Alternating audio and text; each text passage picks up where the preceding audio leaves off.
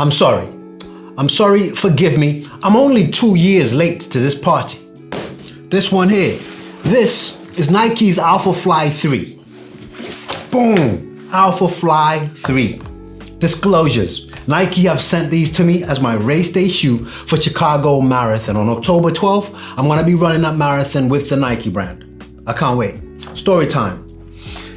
Before Sunday, September 28th, my 10K PB was 48 minutes, 20 seconds. At the Loch Ness Marathon Weekend 10K, I broke that PB.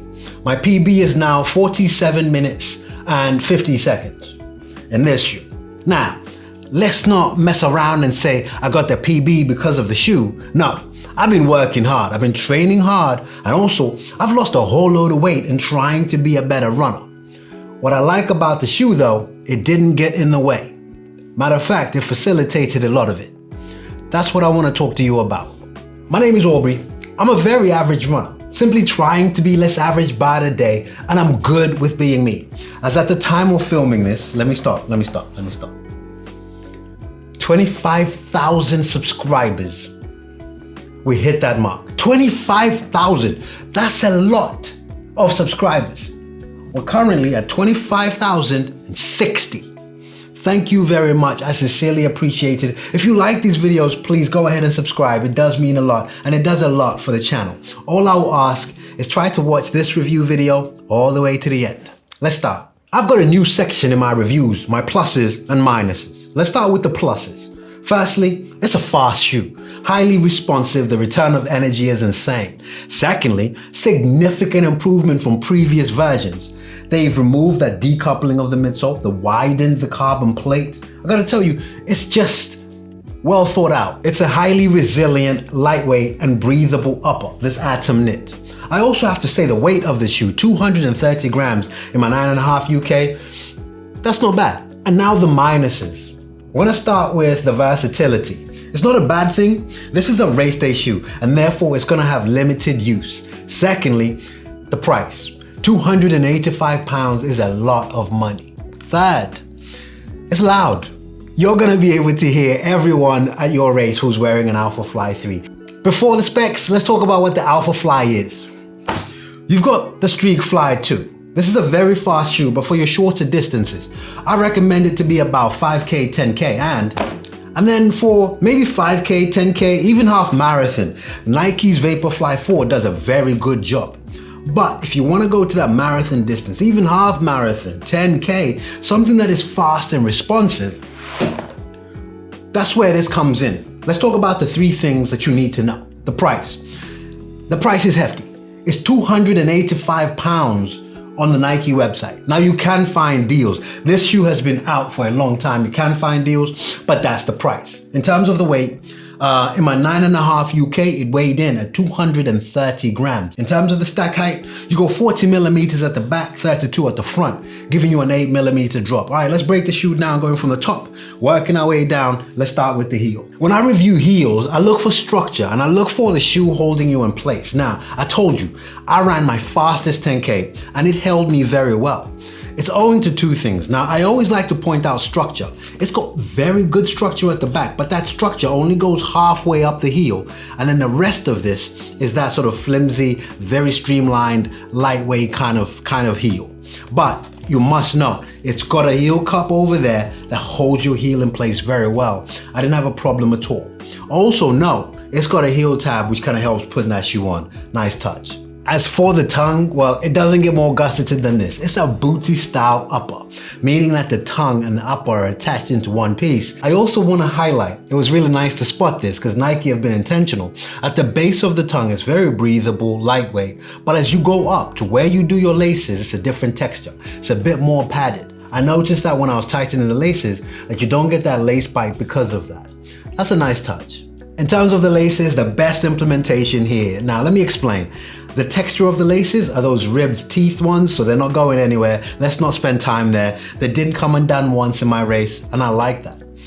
The second thing I want to talk about, you see this shoe here? Boom. This is the Prime X3 Strung, also a booty style upper, and if you look at the eyelets, They're good, don't get me wrong. I didn't have any complaints. They work and they do a really good job. I do like how the Alphafly 3's lacing system kind of builds into this upper. For me, this implementation is much more practical and much better than the Prime X3 ones. Now, the upper. Now, I have to constantly remind myself that this shoe is approximately 2 years old. What they did here was way ahead of its time. This Atomknit 3, the upper itself, excellent, highly breathable, which I really enjoyed on my run. And I have to tell you, aesthetically, I really like this exaggerated swoosh on the side. And then when you look on the inside, you got the swoosh in there. Highly resilient, highly breathable. However, even Nike's own uppers have moved on. And you can see that, you know what, when they do the next iteration of this shoe, there will be an advancement in terms of this upper, because these shoes show that Nike has definitely moved on in terms of their uppers. That said though, I didn't have any complaints. The midsole is where the innovation really is. This midsole changed a lot of things for the Alphafly line. If you remember the previous versions, they were decoupled. The forefoot in the midsole and the back were separate parts. They joined all of that. Secondly, there's a carbon plate in here which Nike calls the Flyplate. They made that wider to make it a bit more stable. I like that. What I do like about this shoe, and it's an experience I haven't really had in my race day shoes, is this air pod here, this air zoom pod. So it's full on and you get two. So if I turn it around, where you're seeing these two circles here are two individual AirPods. And if you actually look through here, I'll put that pen through there. Can you see? You can actually see that that bit is not actually joined up. One thing that I must point out is it's easy to get stuff stuck in this midsole, outsole because of this channel here. I did get something caught in there in my run. Luckily, pretty early on, I was able to pick it off, but just watch out for that. But I have to tell you, the experience of running in this shoe with the ZoomX, with the widened carbon plate and the Air Zoom Pod, I enjoyed every bit of my 10K run. Lastly, the outsole. Now, I can't say too much here, because after all, I've only done 10K in the shoe. So I wanted to give you my first impressions. I therefore can't tell you about the resilience of it. What I can tell you is I love Nike's implementation of this waffle outsole that they do. I like the feel of that. And I also see they've been intentional about covering the key landing zones. And it's the same kind of structure that you see in the Vaporfly shoes. So nothing really to say, but it's unfair for me to comment on that because I haven't run in the shoe long enough to even form that view. So what was it like actually running in this shoe? This is my favorite race day shoe. Adidas's Pro 4. If you watch my channel, you will know that. I gotta tell you, it's not too far off in terms of the experience. What I don't like about the Alphafly 3 is the noise. Well, that's it. It's the noise. Apart from that, the performance of the Alphafly 3 absolutely is.